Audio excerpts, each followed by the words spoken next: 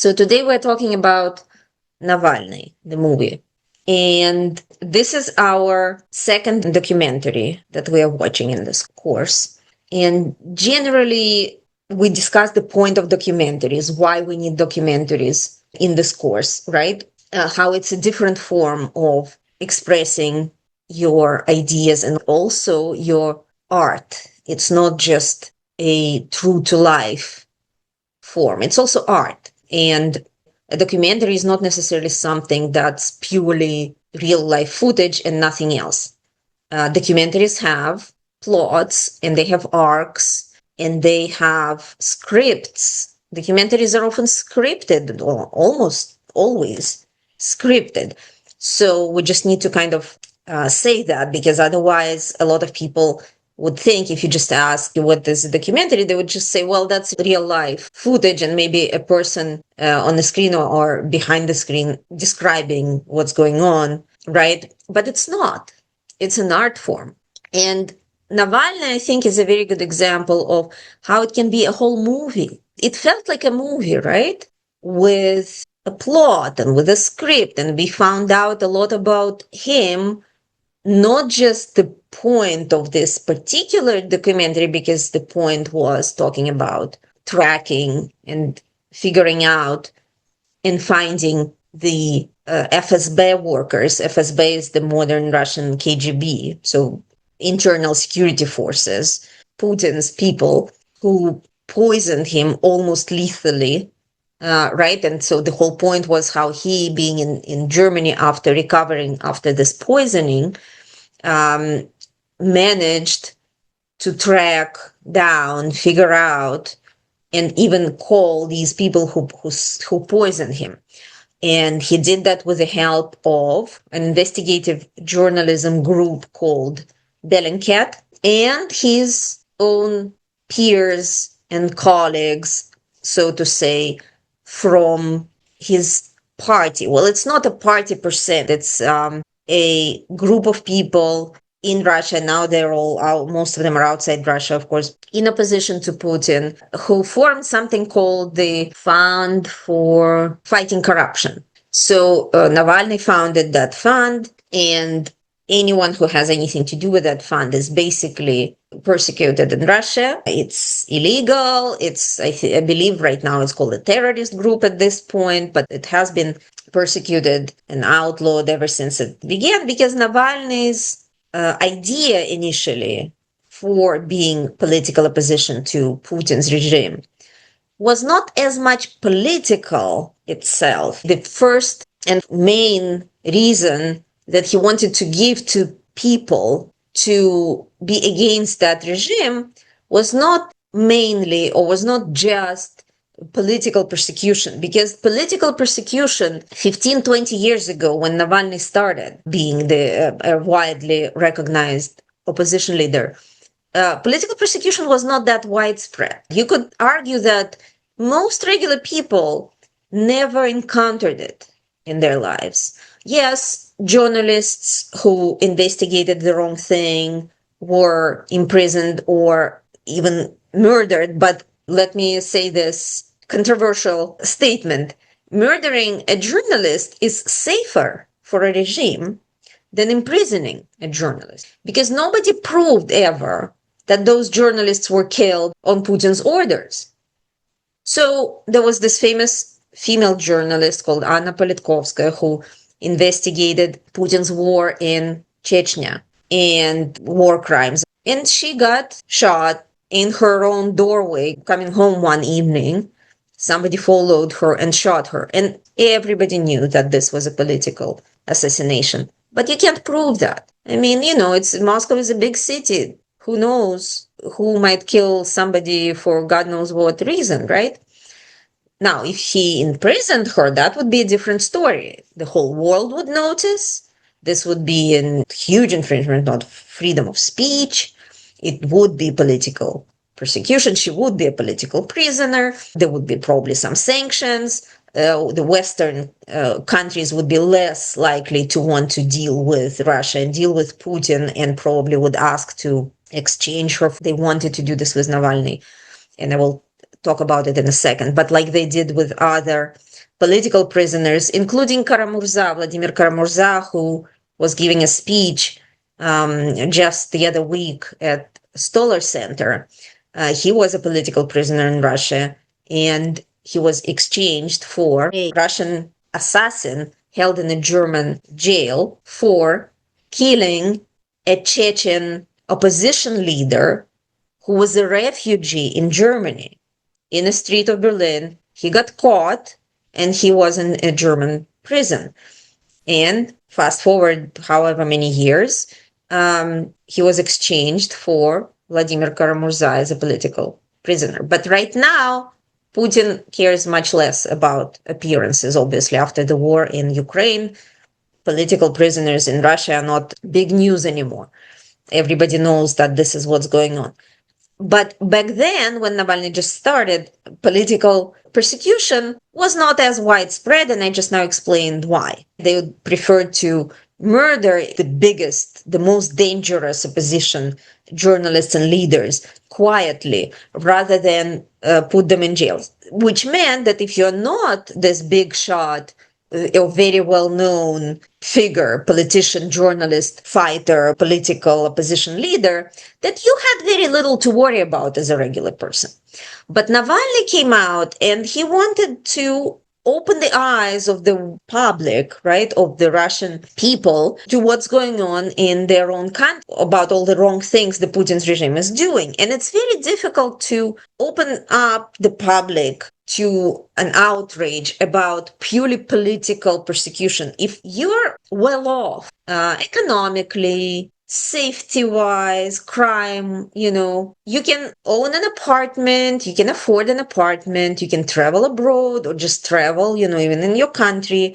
You can buy quality food in a supermarket. If the majority of the country lives okay, not rich, right? But okay, then it's difficult to do something that the people would rise up against the power that's providing all of that for them, as they think, right?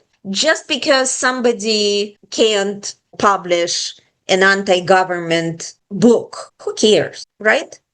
The majority of the people don't care about that.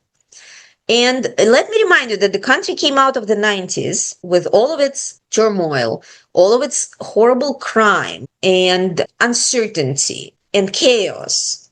And Putin said, when he came to power in 2000, he said law and order and prosperity. And he kind of delivered on a lot of this promise, because by the time that Navalny started being a recognized figure, the country was much, much better off in terms of crime, like violent crime in the streets, and much, much better off economically. And so the people really didn't care. Putin, in parallel to that, started closing down oppositional media, started taking away power from local leaders. So, for example, he changed laws so that governors of regions, because Russia is a federation like the United States. So instead of states, they have regions. Each region has a governor.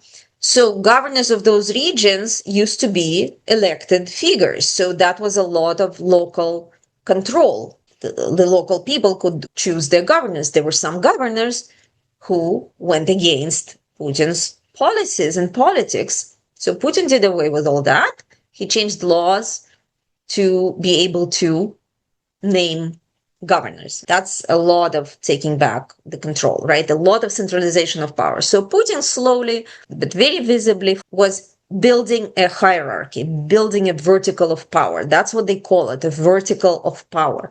Less and less power of the courts. The court system became his puppet. He would weigh in on certain political cases in courts if they were big enough, and the courts would just do what he said in a casual interview, like it happened with a female punk group that was called Pussy Riot. I hope you read about that. They started doing these art performances that were pretty wild, and aesthetically speaking, they did pretty vulgar, I would say, even things. A punk anti-government protest group. And the biggest performance that they organized was in the main church in Moscow, the huge cathedral, because also it was a protest against the church, because the Russian mainstream church is all under Putin's control and in Kremlin's pocket. And it's a very political organization. So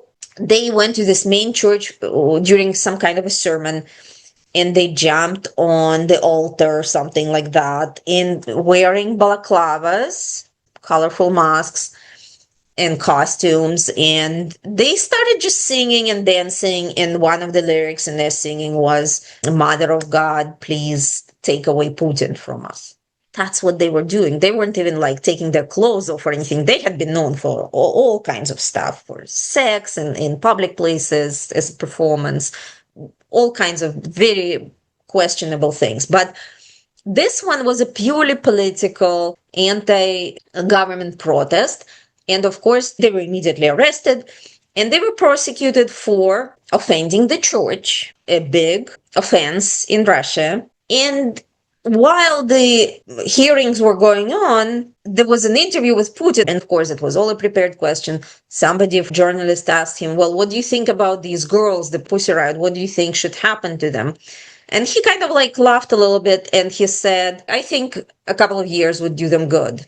And the next day or something, of course, the court gave them 2 years in jail. Not more, not less. The 2 years that he mentioned. So when, things like that happen, you know that this is not an independent court system, and it's just one of big examples. So going back to my previous point, in a situation like this, the majority of people don't really care about political persecution. So these girls really offended a lot of Orthodox Christians in Russia. Russia has a lot of Orthodox Christians who take the religion pretty seriously. And 2 years in jail, maybe a little harsh, but it's not horrible. So it's very difficult to explain to people that their freedoms are being taken away every single day for one reason, so that this person and his surrounding can stay in power forever, which he's doing.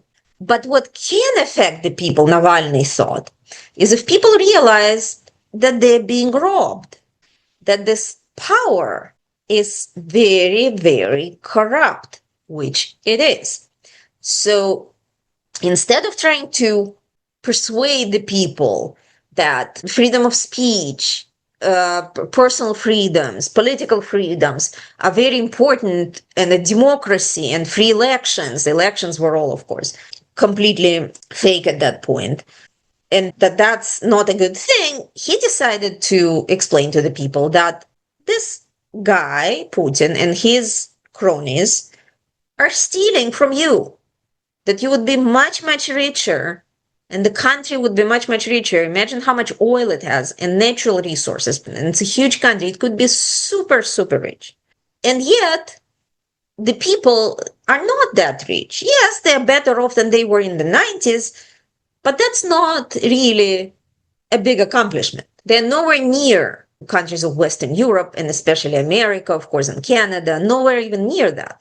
So Navalny started making films and posts and give interviews and use social media a lot to investigate. He investigated the powers. He started with, not necessarily with Putin himself, but with local powers, with all those governors that were handpicked by Putin, and say, "Hey, this dude, you're governor of this region, his official salary is this, his wife's salary, she's like an accountant in this firm, is this, and yet he is riding a Rolls Royce, and he just bought a second dacha with a swimming pool for like $2 million, and he has a yacht somewhere in the Mediterranean. Let's do the math. How did that add up, right?" So just simple things like that, that probably were obvious to anyone who cared to listen, but he did it in a really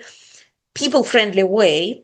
And then, of course, they went further and they started investigating people that were big in power in Putin's circles, and Putin himself, who of course is super, super rich and has all these palaces everywhere in Russia. He has several palaces, and abroad in the French Riviera, or like in all these expensive places, they have yachts and huge houses belonging to Putin's nephews or Putin's wives, cousins, like the way these things are done. Like his wife's cousin is a school teacher, and she like owns a yacht somewhere in the Mediterranean. So it's pure corruption. And that, of course, made Putin very mad. So he started persecuting Navalny, and he started persecuting everyone who was helping him. Then Navalny started running for office himself, for the mayor of Moscow first. And then, of course, in the hopes of running for president. So Putin put him in jail once, twice, because jail time or conviction, of course, prevents you from running for office. So there was this big war going on between them. And not to say that Navalny was the only one who was trying to fight Putin, but he was definitely the most outspoken one. You saw him. He's very charming. He had charisma. He speaks very well. He smiles, this very sincere smile. And he is very brave. And you can tell, like, he really was not afraid. When you go against a power like that, people are afraid. But he did. And he kept saying, I'm not afraid, and you should not be afraid. Now, my personal opinion of him is a different story. I'm telling you objective things right now. Me being Ukrainian, I still think that he was pretty imperialistic in what he wanted. Like, let's say he ever got to power, which he wouldn't, Russia would have been much, much better off. He would be a democratic leader, no question about that. But in terms of their attitudes toward Ukraine, toward Russian colonialism, Chechnya, those kinds of things, there are a lot of questions on how they would deal with that. But that's beside the point. That's a different issue. He really wanted what he thought would be best for his country, and he wanted democracy, liberal values for sure. And then eventually Putin poisoned him. He poisoned him a couple of times before that, but he finally succeeded. And it was only a miracle that saved him, because the pilot was not aware. They did not warn the pilot. That's why they poisoned him before the flight, so he would just die on the flight and nobody could do anything. But the pilot landed in the next city, far from Moscow, and went to a local hospital. They gave him like a universal antidote that kind of covered a lot of chemicals, which of course did not cure him, but let him live long enough for him to be transported to one of the best hospitals in Germany. And they, of course, did all the tests, and they knew immediately what was going on. And they started treating him, and it's a miracle he survived, because he was so strong and so young. And it still took him half a year to recover from that. But during all of that time, Putin was giving interviews left and right to their own media, to Western media, because he was still going to these international forums, Putin, even though the war in Ukraine was already going on, because it was after 2014, it was 2020 during COVID. And when being asked about that, the name of the poison is Novichok, which means a newcomer in Russian.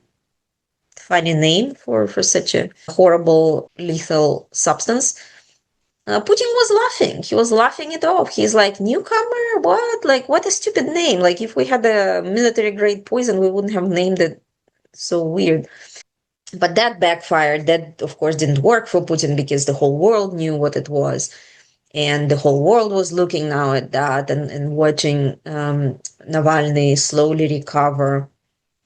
And the moment he's recovered, he said, I'm going back to Russia.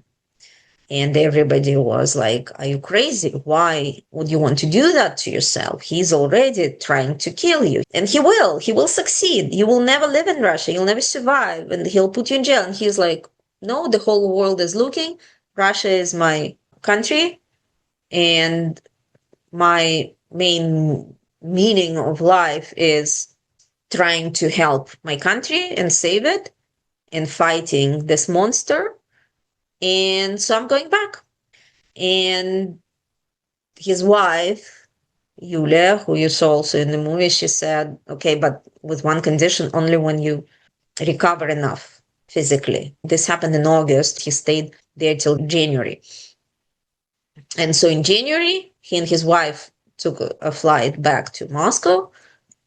The plane was diverted immediately. There were cameras on the plane. Like, he really probably didn't think that it would be so open. That he didn't realize the moment has passed where Putin was trying to make appearances.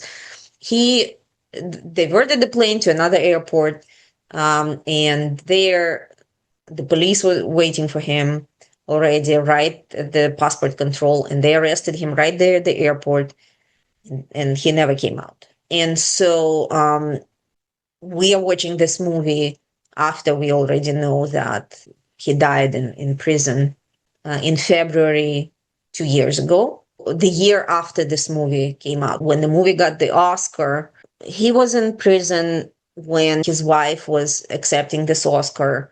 And that was 2023, March. In February 2024, he was killed. Now, when he died, of course, the official information was he died by accident or because he was ill. They started saying he was ill. When he was poisoned by Novichok back then in 2020, they were also saying that he was diabetic. This was a diabetic coma or something. Of course, his wife said he was never diabetic. Few people doubted that he would not come out of that jail unless Putin suddenly died or something, right? But until Putin is alive and in power, everybody knew Navalny was going to stay in prison. But what might have hastened his death, what really made Putin do it, give the orders, is that Navalny's wife went to Europe after he was imprisoned because she was afraid that she would be imprisoned as well. And they were in talks with the European Parliament, making everyone aware of what is going on. And so finally they made the European government negotiate with Putin an exchange of political prisoners. On the European side, they were not political prisoners, obviously, but in Russia, they're political prisoners. And they gave a list, and of course, Navalny was on that list. And also Karamurza, the person who spoke at Stony Brook 2 weeks ago, and several other political prisoners. There was a young woman who her only crime was after the war began, she was going to supermarkets and writing on price tags in the supermarket, "No to war." That was her crime. She went to jail for it. They caught her eventually and they sent her to prison. And so she was on that list of prisoners to be exchanged for the assassin who murdered the Chechen rebel fighter, opposition fighter, and who was a refugee in Germany. This guy blatantly assassinated. And so the story goes that when Putin realized this, he was not going to let Navalny go free. It was that simple. So Navalny was dead. And Putin was like, "Oh, oops, things happen in prison." And he released everyone else. All of these people went to Europe, everybody except Navalny. So Bellingcat. What does Bellingcat mean? Where does the name come from? So basically, it's an English expression to bell the cat, to put a bell on the cat, right? So you can hear when it's coming. And this group of investigative journalists or researchers called themselves Bellingcat. One of the main journalists there, his name is Hristo Grozev, and he is Bulgarian by origin. He's lived in Great Britain for a long time, and he's one of the founders of this Bellingcat organization. Most of them hide their whereabouts, and he had to leave Europe eventually for the fear of being assassinated by Putin. So they play an instrumental role in a lot of important investigations. It's called OSINT, open source intelligence information. It plays a huge role in all modern wars when, we see everything on social media, when investigators like that can find a lot of information without using official sources. And that's what they did in the movie Navalny. They used open source information like passenger flight lists on those flights that Navalny had taken before he was poisoned, and they compared them, right? And they found the same people following him everywhere. That information is pretty openly available. You just need to know how to look for it. And that proves a lot of things. A group like Bellingcat, it's very interesting work that they're doing. And that's why governments, like Putin's government, are scared of them, because it means no control over the narrative and information that the governments have been used to controlling for centuries. And it's a very good question also to think about the moral side of things, because they exposed these people who poisoned him, who are secret government agents. And this particular guy that they called, he hasn't been heard from again, I believe. And of course, that's really endangering people like that. Is this moral or not? Is this some kind of higher justice? Is this moral to expose these assassins? Christo Groziev, he actually said that. Remember, he said we should probably ask the European Parliament now to give this guy political asylum on humanitarian grounds because he's now exposed. He says this semi-seriously. The rest of them are kind of laughing. Well, from a perspective of the person who had just almost died from this horrible substance, he probably has very little care for his assassins. But it's a valid question to ask. Is that a humanitarian thing to do? Now, I have a personal opinion, and I'm not going to impose my personal opinion on you, so I'm just asking you that